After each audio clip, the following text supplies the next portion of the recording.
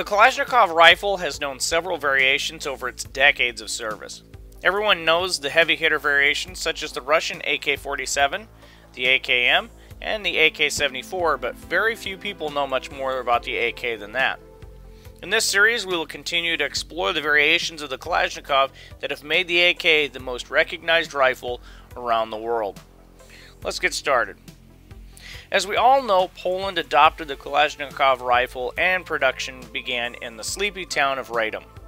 This took place in the tail end of 1957, and this was when they obtained a license from Russia to produce the Type 3 AK-47. This first model was known as the PMK. The PMK was what anyone would know as the sturdy milled Type 3 AK-47 with a fixed stock. This was a short-lived definition, however. In 1966, the PMK was rebranded to the KBK. Rifles were produced with the standard 16-inch chrome-lined hammer-forged barrel that was screwed in rather than being pressed and pinned. The rear sight leaf was metered to 800 meters, and the Battle Zero was an S. The Polish arsenal marking was an 11 inside an oval, and this represented the factory works 11. This was placed in the typical position on the left-hand side of the receiver, just aft of the lower handguard. Selector markings were C for automatic and P for semi-automatic, and these were on the right side of the rifle. The underfolder version shared the same standard features as the standard version did. However, its designation was known as the PBK or PKMS. These rifles can be seen wearing laminated hardwood furniture, and laminated furniture did come after the hardwood furniture, so just keep in mind that if you see a hardwood furniture, it may not mean anything, but originally hardwood furniture, then laminated furniture. Usually re-arsenaling projects incorporated, or repairs incorporated, the laminated furniture rather than the hardwood furniture. The pistol grips on these rifles can be seen with a checkering. Later versions of these rifles did come with a plastic pistol grip. Now, what is a good AK if you can't launch a grenade off the muzzle? Well, the KBKG, or WZ 1960-72, was another Type 3 AK-47. There was an underfolder variant that never really saw production outside of maybe prototyping, but I digress, it was in some of the training manuals. The muzzle nut had a tapered inside diameter that mated to a tapered muzzle. This made it to where you couldn't use this muzzle nut on a standard AKM because of the inside taper. This was removed to swap the muzzle device that would screw on in place of this muzzle nut. The spring-loaded detent tab has a little paddle on the top of it so that you can depress it when this grenade launcher spigot is installed. This variation has a 10-round magazine that prevents the loading of standard ammunition. Pretty clever, since we don't want to shoot the end of a grenade with a actual round, at least at this time. Another issue with the launching of these grenades off the front of an AK is that the gas system would overpower the rifle and blow the dust cover off. Well, there was a clever little on-off switch on the gas block, on the right side of the gas block, that could shut the gas off, but still it was a pretty violent procedure, so they incorporated a push-down lock on the recoil assembly. The first version of this rifle had a removable buttstock that simply snapped into place. It had the standard tang on the upper and lower part of the receiver, just as any milled Type 3, but there were depressible buttons on the buttstock that allowed you to remove the buttstock. Later versions had a permanently installed stock, typical of any Type 3 AK-47, but both variants featured a metal attachment point on the left and right side of the stock that allowed the attachment of a rubber butt pad. There was even a couple of versions of clip-on grenade sights for these. Polish milled variations were of outstanding quality and can be observed in a blued finish. Gray phosphate versions were indicative of refurbed rifles. However, if you saw some that had laminated furniture and they were older versions, doesn't necessarily mean that they weren't reworked at some point. Just total refurbs got the gray phosphate. There were 2 DMR, or designated marksman rifle variants, that only saw very limited production, and the optic was mounted on a riser coming off of the rear sight block. The barrel was longer and it didn't have a bipod. And the stocks had a slightly higher comb for better ergonomics when you're using an optic. Maybe a dozen of these or so was made. I can't really find too much more information about that, so we can't really go into it too well. Other variants was the PMK PBS-1. The PBS-1 was a suppressor that did screw onto the end of any AK, but for the sake of designation, Poland wanted to make a special variant of one of these. The serial number on these rifles started with an S, and with the exception of the RPK style rear sight leaf, it was a standard milled Type 3 AK. Milled variants of the Polish Kalashnikov were made all the way from the late 50s until the mid to late 70s. And it was, once the AKM started taking its place in standard infantry service, the AK-47 Type 3 was phased out. Now, one little caveat to that, the grenade launching versions were made up until the late 70s because they were specifically designed for that purpose. The Polish AKM shares many of the same features that its Russian counterpart does. The first AKM fielded by Poland was known as the KBK AKM. In many cases, a look at the 11 in an oval and CEP selector markings are the only determining factor in determining the rifle is Polish, as opposed to XYZ variant. Production began in 1972, and the barrels were standard 16-inch length, and were topped off with a slant muzzle brake. Ribbed dust covers became a standard issue item on these rifles, and the push-button lock for the recoil guide rod was dropped at this point. 1,000 meter rear sight leaves became a standard feature on the AKM, and the Battle Zero was yet again an S. Lower handguards featured a bulged palm swell that became common on most AK variants from around the world.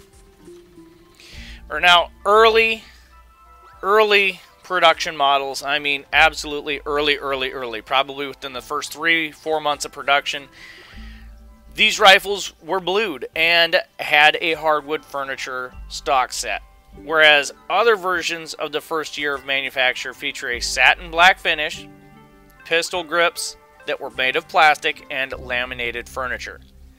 In late 72, the KBK AKMS came out, and this was probably about the same time as the blued finish stopped, so I couldn't find any evidence of the underfolders being blued as well, so possible that this was the switch over.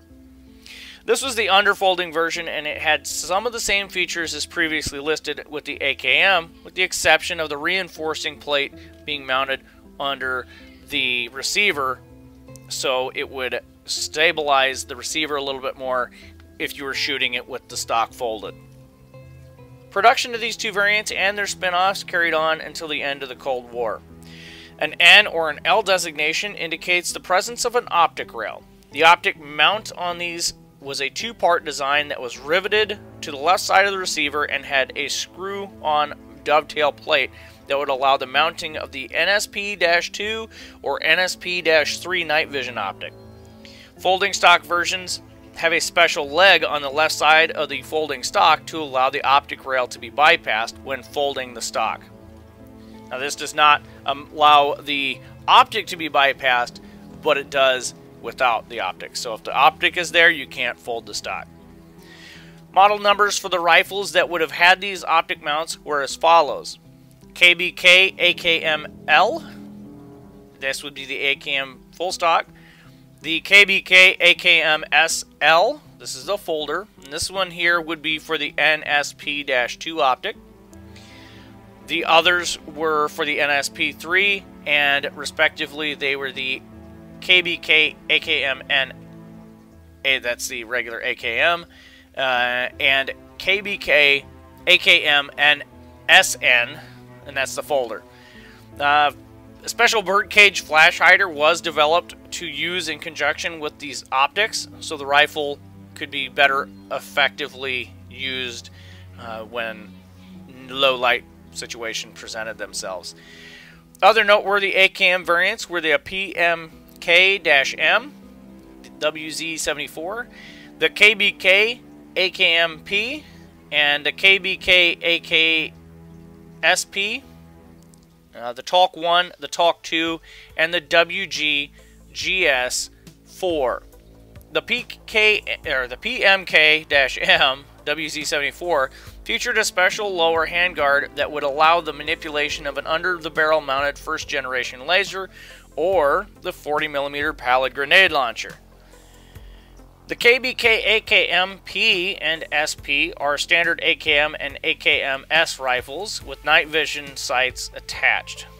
Or, you know, not the optic, they're just like glow sights that flip up. Talk-1 and Talk-2s are 22 long rifle training versions. The Talk-1 is the standard AKM, and the Talk-2 is the AKM-S underfolder.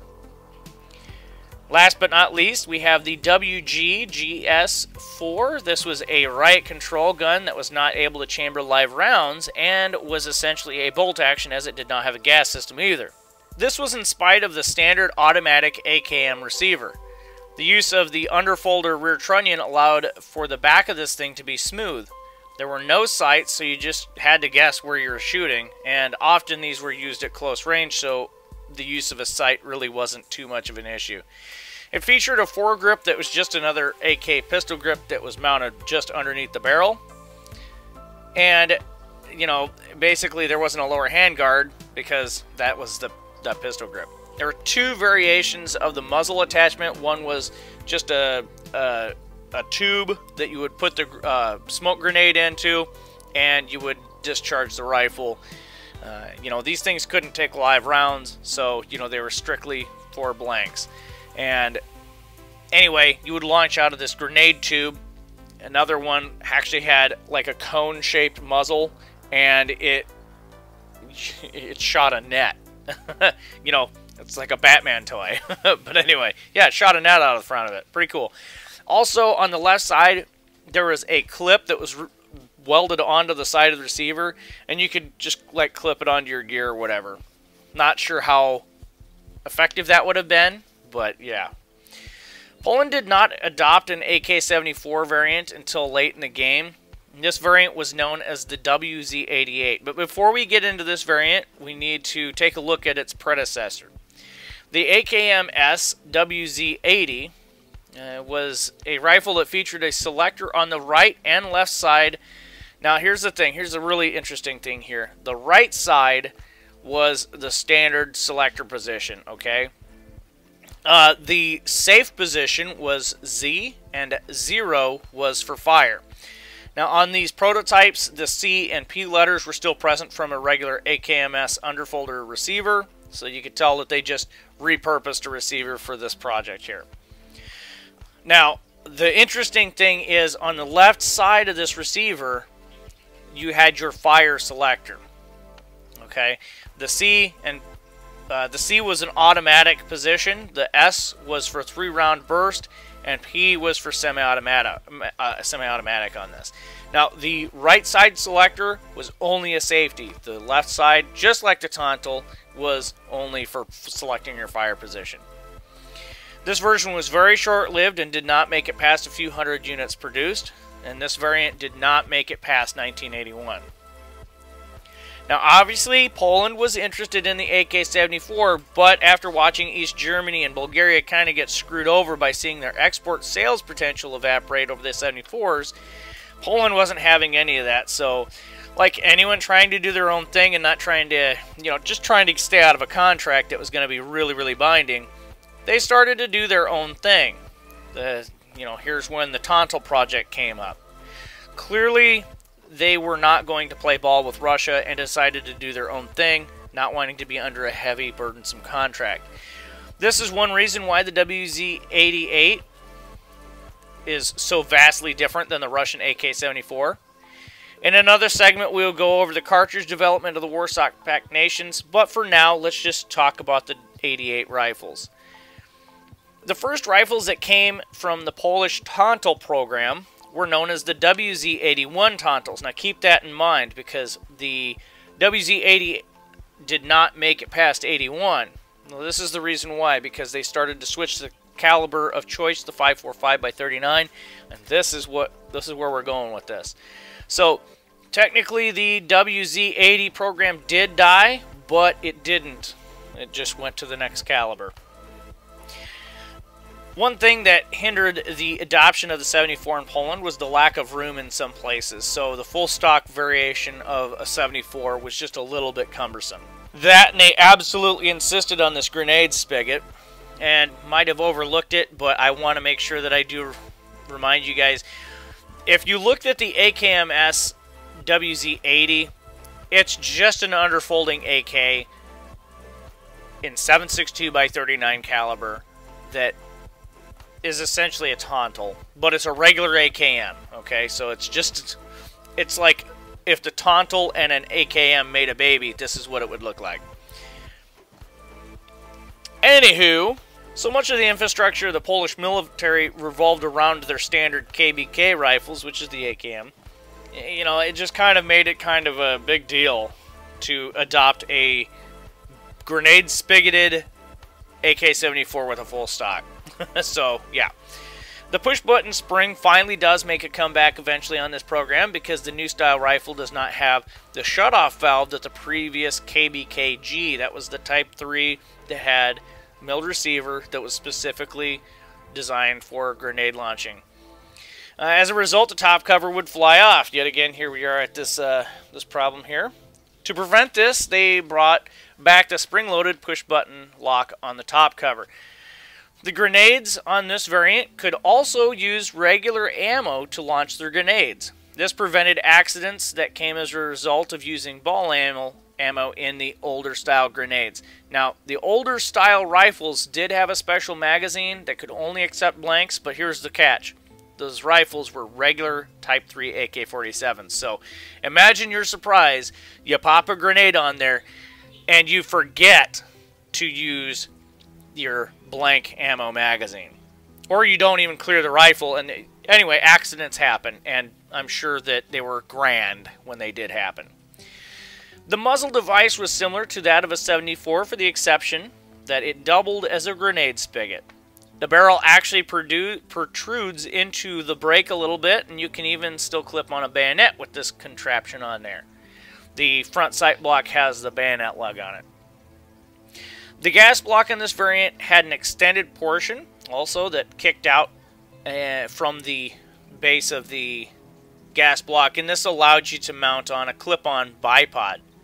The upper and lower handguard, as well as the gas tube, were retained by this simple one-piece retainer design that was in place of the standard lower handguard retainer. Now, there was not a lock for the gas tube on the rear sight block. The rear sight block is a completely different design here. Also, the use of the left fire selector was retained from the WZ-80. So, you know, the actual paddle on the left side was modified for use in the Tontal.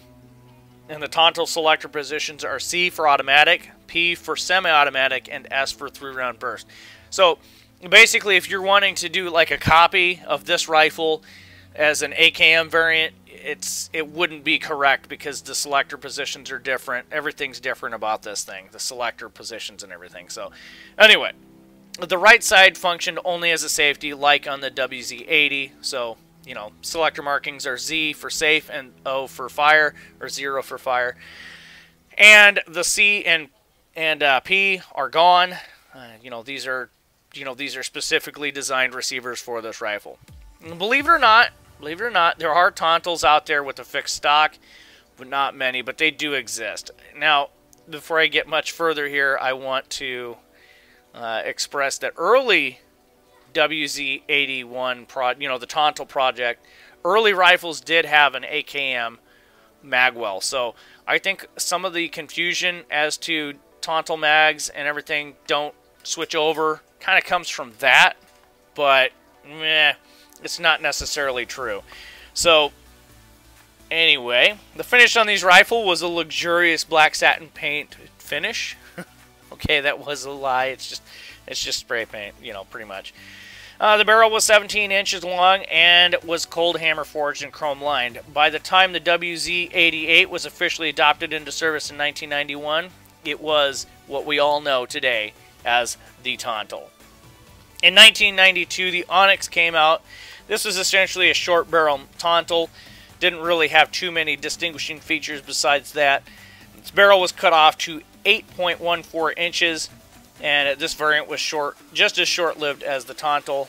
And after NATO came along and the 5.45x39 ammo dropped out of existence in Poland, they were put on the shelves and retired from service. The Warsaw Pact is out. The NATO alliance is now in. So what is to happen with the Kalashnikov in Poland? Well, this doesn't end the Kalashnikov saga in Poland, surprisingly enough. The WZ-91 was started, you know, they started to play with this, kind of like the East Germans were playing with the Vigor design. You know, it was a 5.56 Tontal, essentially. So just kind of keep that in mind here. It was a predecessor, obviously, to the WZ-96, which adopted in 97, we all know as the barrel. The barrel has multiple variants, so we're just going to kind of touch on the more mainstream variants. Kind of like the Tontal, it's just kind of like an ever-evolving saga with the barrel over the years. So anyway, the foregrips, gas block, rear sight block, and front sight, all of them are very similar to the Tontal, so you can see the inspiration where this rifle came from in the barrel. The rear sight block does have slots in it to accept the installation of a top rail for optics to mount to. Also, they had a clip-on rail that would attach just to the rear sight block, but we'll go over that in a minute. The left side selector has an upgraded design that allows more positive movement of the fire selections. The magazine catch is an improved style. The rear trunnion is retained by 3 rivets in this case, and not by the standard 2 that had previously been on the Tontal and the AKM versions.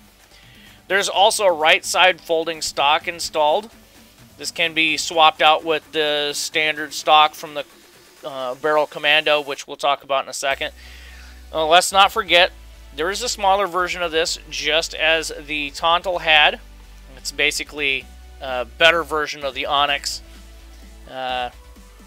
It's essentially a Commando with this short stock, or short barrel. The barrel on this was, well, this thing was called a mini barrel, for obvious reasons. Really thinking outside the box here for the names. Barrel was 9.3 inches, and obviously it brings back some of the flair of the Onyx. The last version of the Polish AK is the Barrel Commando. The Commando has a barrel that is 14.76 inches long and has a collapsible M4 style stock. Square tube, not round tube though. Actually looks pretty slick. This makes the rifle a bit easier to use with body armor and is not as long as the WZ-96. The rear sight block on the barrel allows not only for the use of an over-the-top cover rail, it allows for the use of a rail mounted over the rear sight block. And there are over 4 variations of each of these things.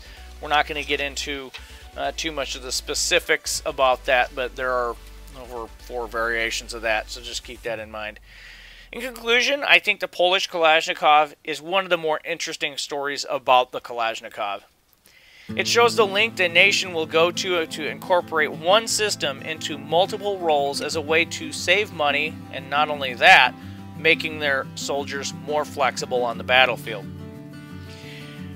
There were variants I was not able to cover here, obviously, because, you know, there's just not enough time in the day, and this isn't to mention the civilian models, which I intentionally left out of this. And the journey of this nation is still present even today in its political climate. You hear a lot about the nation of Poland in the news, and it's just an ever-evolving situation with them.